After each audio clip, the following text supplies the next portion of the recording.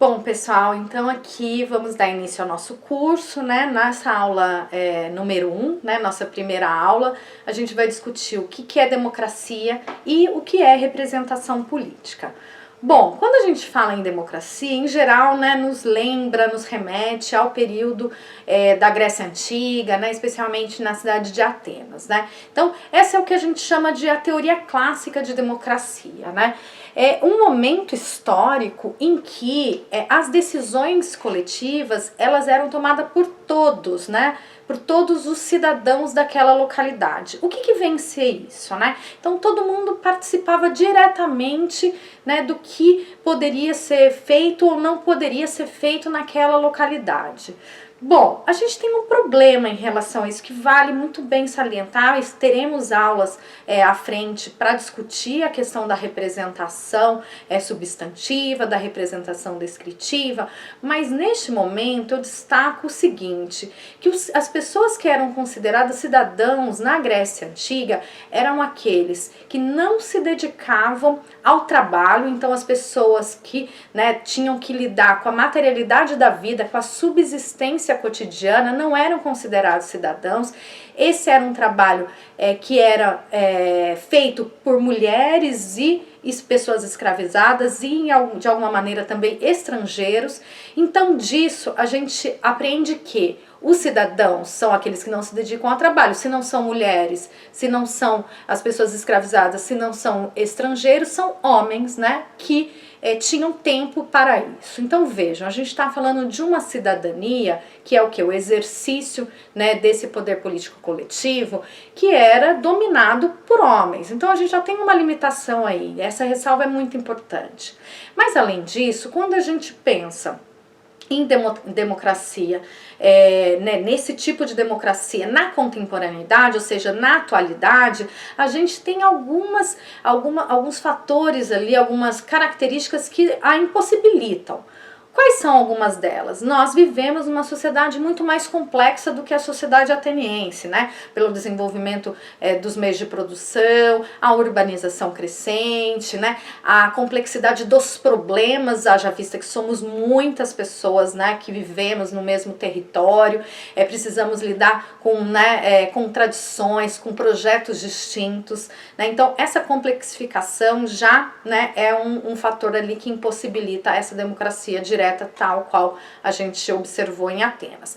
Um outro aspecto que decorre desse primeiro é a necessidade de um aparato burocrático, né? Então, com o passar do tempo, as sociedades foram migrando para da instituição Estado, né? Então, acabaram criando essa instituição que a gente chama de Estado. Estado e sociedade, a gente acaba vendo essa divisão. O que o Estado faz, né? Ele tem mecanismos, processos, um corpo técnico, burocrático que visa lidar, que objetiva lidar com essas questões coletivas. Então a gente está falando de uma burocracia estatal. Além disso, e aí o terceiro aspecto, né, que impossibilita essa democracia direta ateniense, é a profissionalização da política. Então, dentro do Estado, a gente tem o corpo burocrático, mas também nós temos aquelas pessoas que foram eleitas, que são os nossos representantes. E essas pessoas, elas acabam adquirindo, né, um conhecimento sobre a política que é muito importante, né, que é um conhecimento técnico. Então, o que isso quer dizer? Que as pessoas comuns não podem participar da política? Longe disso. O que eu estou querendo ressaltar aqui é que alguns assuntos determinados, eles porventura não são de entendimento de todos.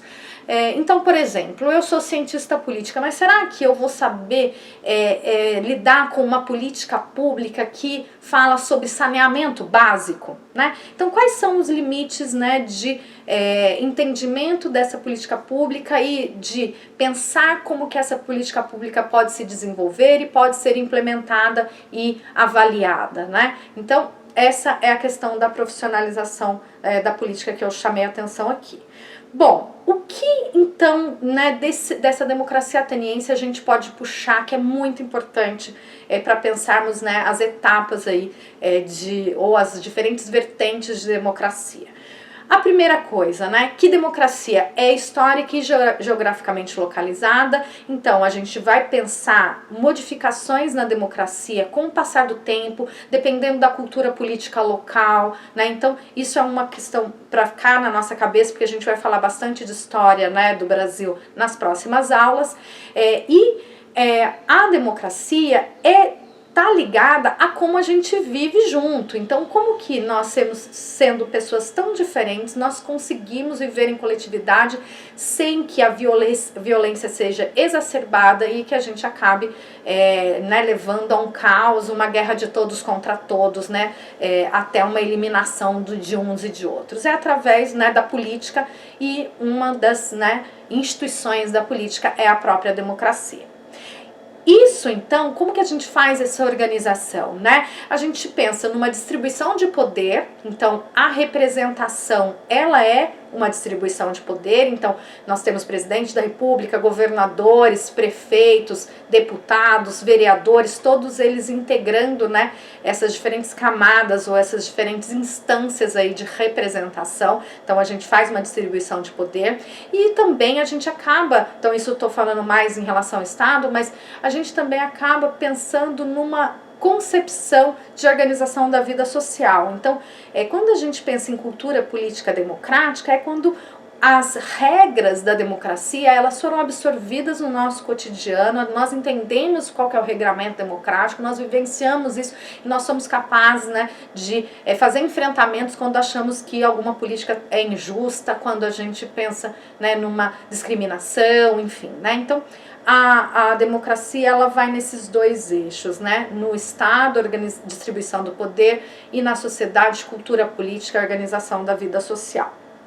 Bom, para que isso se viabilize, a gente tem que imaginar, né, que se demanda, né, uma autoridade política, então aquele que vai ser o representante, né? Então a gente está falando de uma divisão entre governantes e governados, né, ou representantes e representados, mas essa divisão, né, a gente vai falar sobre crise da democracia, sobre distanciamento, né, entre representantes e representados, mas dando um passo anterior a isso, né, a gente só pensa numa legitimidade dessa divisão quando há participação dos governados na constituição dessa própria autoridade, ou seja, quando as pessoas participam da escolha, né, de quem será essa autoridade ou quem serão esses representantes, né?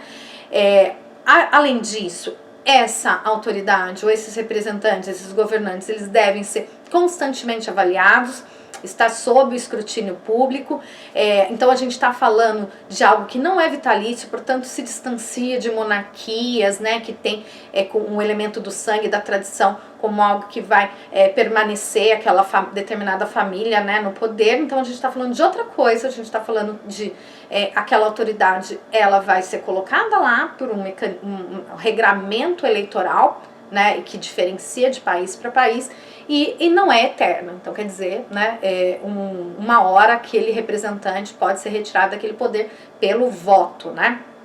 Bom, então entendendo esse caráter de legitimidade, a gente está olhando então para a democracia como um governo, né? E aí o termo democracia, ele é super importante, né? Porque demos está relacionado a povo e cracia, né? A governo, então o governo do povo, então está amparado na soberania popular, né? Então o que dá legitimidade à democracia é realmente essa soberania popular, que se manifesta de diferentes maneiras, através do voto, através de uma participação mais ativa, mas o povo não pode ser ignorado, né? A soberania popular não pode ser ignorada. Disso a gente pode tirar um parênteses aqui, que nós vamos voltar um pouco mais falar sobre isso na última aula, da tecnificação do saber coletivo, né? Então, como se tudo fosse passível de ser resolvido ou, né, deliberado através de questões puramente técnicas, né, e não pela política, né?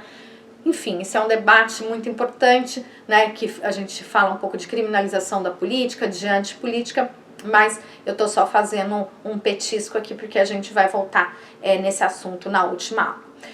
outras características da democracia, né? A divisão dos poderes, então a gente tem não apenas o executivo, mas o legislativo e as diferentes instâncias, além disso, né, o judiciário, que é uma instituição muito importante. Então, essa divisão de poderes, ela leva, né, a um equilíbrio, né, de pesos e contrapesos, ou seja, um poder, de alguma maneira, fiscalizando o outro. Isso seria o ideal, né, um equilíbrio ali democrático. E uma outra questão importante sobre democracia, né, a gente falou de divisão de poderes, a gente falou de como que representantes são diversos, né? Então estão em diferentes instâncias, né?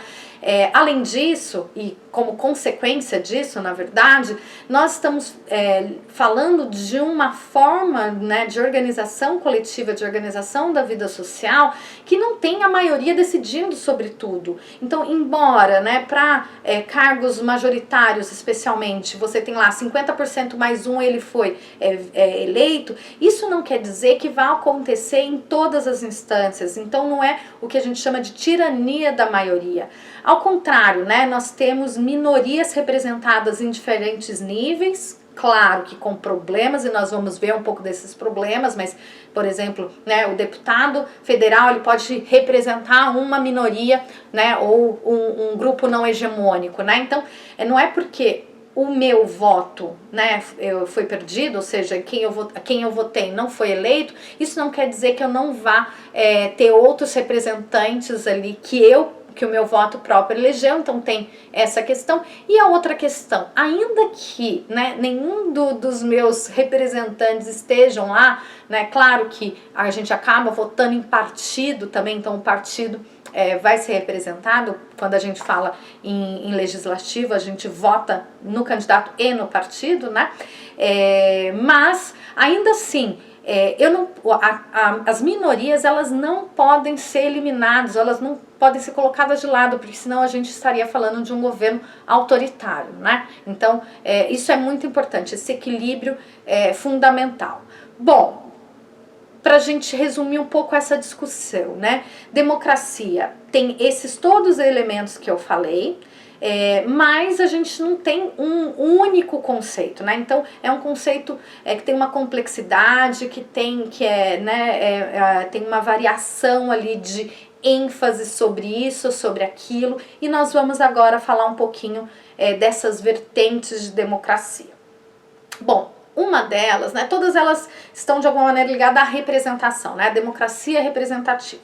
Mas uma delas é o que se chama de democracia minimalista ou elitismo democrático. Um dos principais autores ligados a essa corrente, a essa vertente, é o Schumpeter e também, de alguma maneira, o Max Weber, que é um autor super famoso. Os dois são, para falar a verdade, né? E o que essa vertente de democracia tem como cerne, né? De que é um método para viabilizar a competição política sem violência. Bom, isso é muito bacana, né? Eu já falei um pouco sobre isso, democracia e política, né? Para a gente pensar a pluralidade e as divergências e, né, os antagonismos como mediação dentro de instituições e não como violência. Mas o que eles vão dizer é que essa democracia, ela quase que se resume à seleção da elite política ou à seleção, né, dos representantes, né? Então, por isso o termo minimalista ou elitismo democrático. Então, nós somos chamados a cada 2 anos para irmos às urnas eletrônicas e escolhermos o nosso representante e pronto, fizemos a nossa parte, a elite política está no poder e aí, né, ela vai, enfim. Claro que tem, né, o acompanhamento de imprensa e tudo mais, mas é muito mais restrita essa participação, né? Então, especialmente Schumpeter vai falar que simula uma lógica de mercado, então, de oferta e demanda, né? Então, quais são os candidatos que se apresentam e quais são as demandas dos eleitores? Quando isso se casa, nós temos ali uma escolha, né? E aí a simulação de mercado qual que é a minha necessidade enquanto eu vou ao mercado?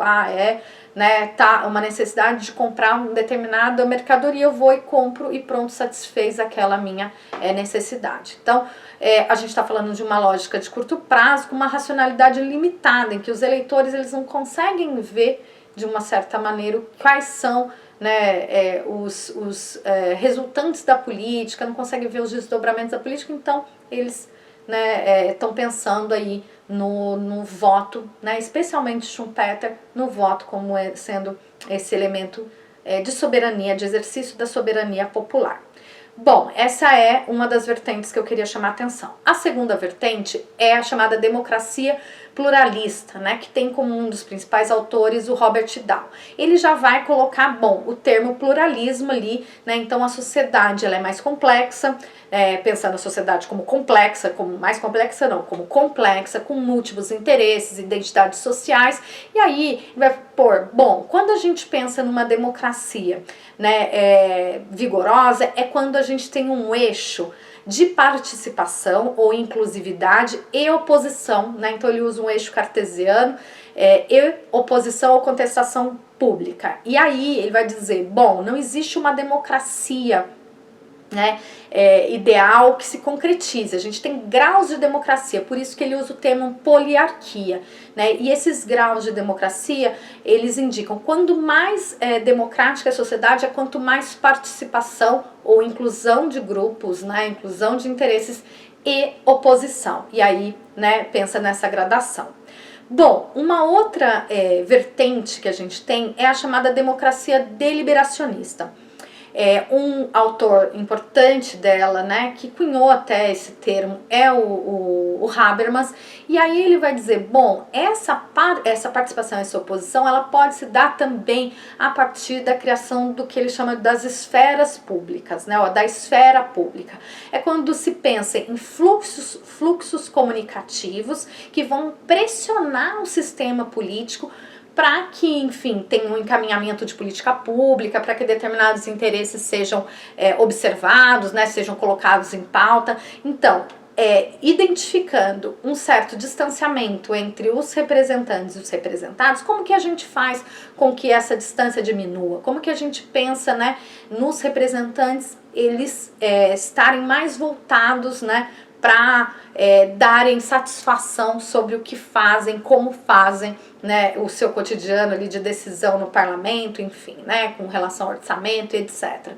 Então, um dos mecanismos que o Habermas fala é isso, né? Então, os fluxos comunicativos, e aí a esfera pública seria uma espécie de rede de debates em que pessoas diferentes, com interesses diferentes, acabam chegando a alguns consensos ou transcendendo os seus interesses particulares em busca de, né, um bem coletivo ou de uma decisão coletiva que seja boa para todos, né?